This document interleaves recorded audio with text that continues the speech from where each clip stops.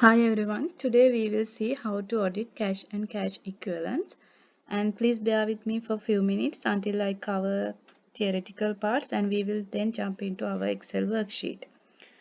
Cash and cash equivalents are defined in IAS 7 Statement of Cash Flows. According to this standard, cash is cash on hand and demand deposits, and cash equivalents are term investments normally which mature within 3 months or less than that. And when we say short term, the term is from the date of acquisition to the maturity date. These should be readily convertible to known amount of cash and subject to insignificant risk of changes in value.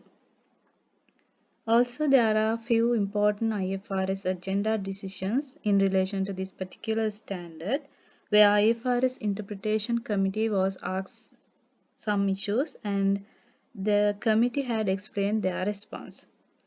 In July 2009, the committee was asked whether the money market investments such as units or shares include in cash and cash equivalents, because some could think there are short-term investments, it may come under cash and cash equivalents. The committee's response was no. Why? One reason is purpose of cash and cash equivalent is to meet short-term cash commitments.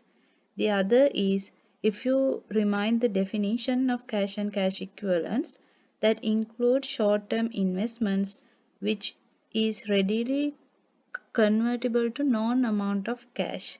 But here, in terms of units and shares, we don't know exact money amount that they will be converted.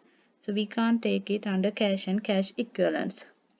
Again, in May 2013, the committee was asked another interesting question. Does cash and cash equivalents include short-term investments which have short period to mature from balance sheet date? Again, the answer is no. The first reason is the purpose of cash and cash equivalent is not for investment but for meeting short-term cash commitments, and also investment should have shorter maturity period from the date of acquisition, not from the date of balance sheet date. There was another very important agenda decision about short-term credit facilities.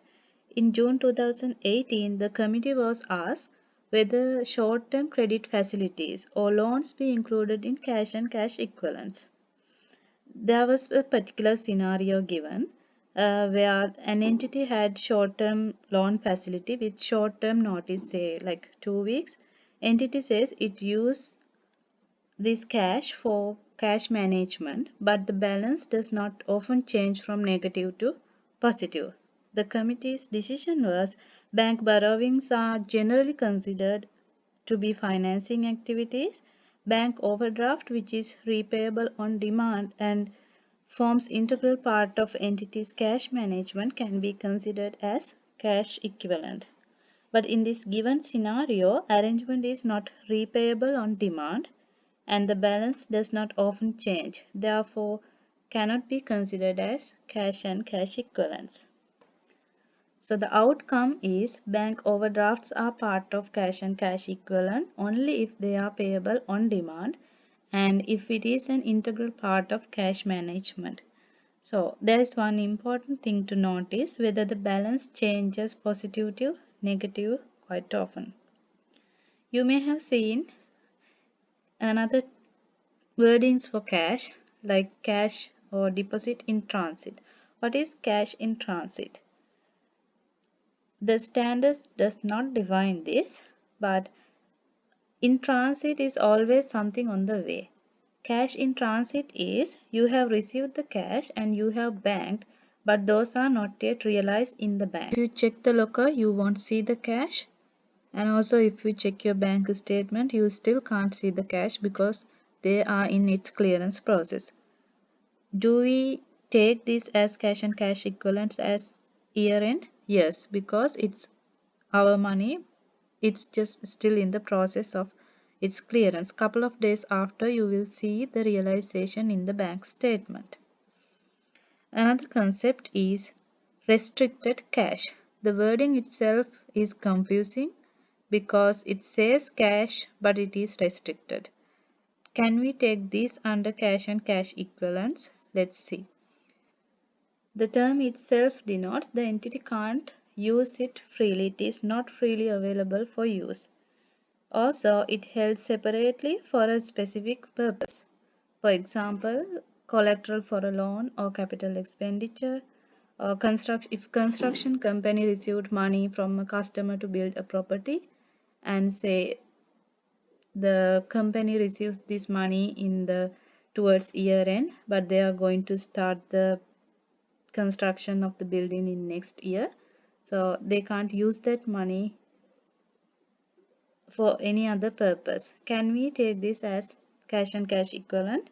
No, because it's not available for use. So how do we recognize restricted cash in balance sheet?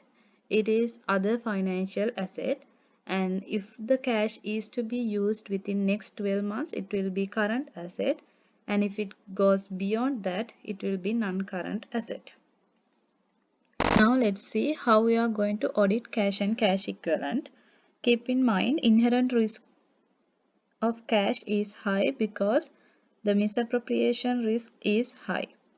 We always do our audit procedures to address relevant assertions. So when we are going to audit cash and cash equivalents, I would suggest as relevant assertions: completeness, existence, rights and obligations, accuracy, and valuation comes if the entity has foreign currency bank accounts.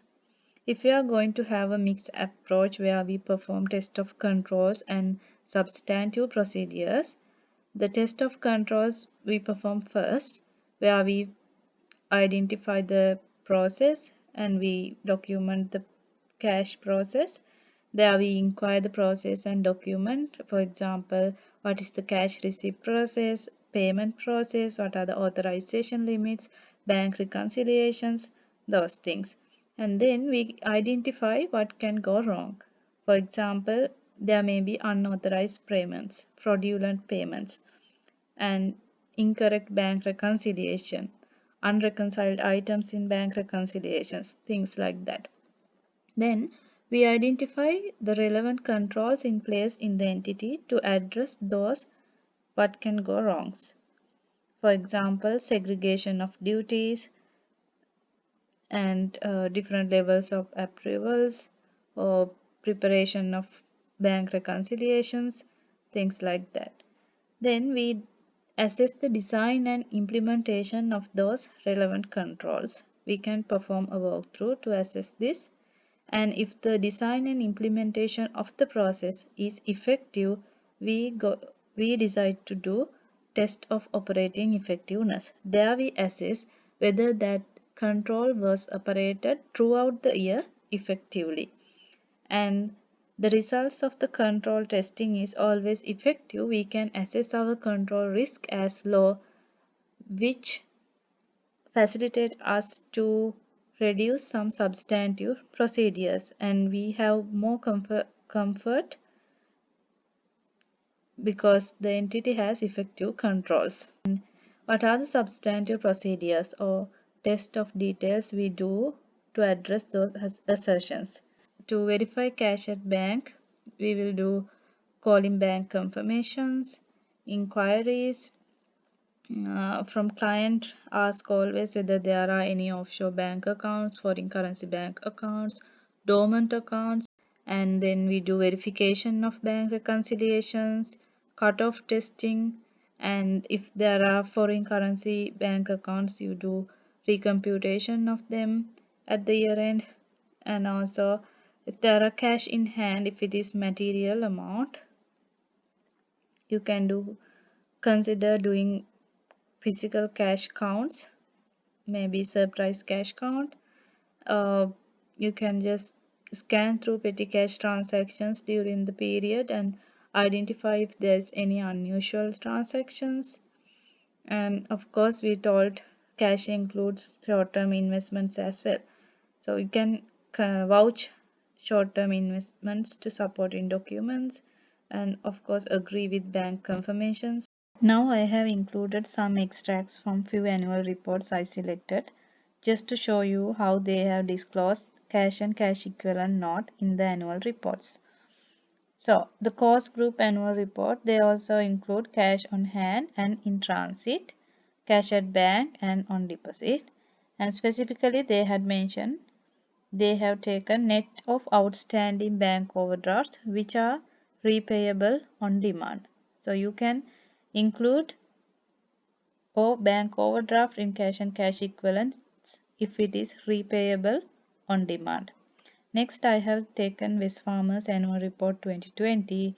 The same thing under cash and cash equivalent. They have disclosed short-term deposit with an original maturity of 3 months or less. So initially we said normally the period is considered as short term if it is 3 months or less than that.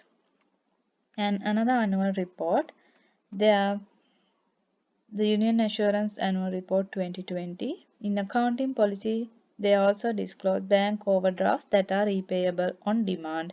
And again, when you come to note 37.2, they have deducted bank overdraft used for cash management purposes.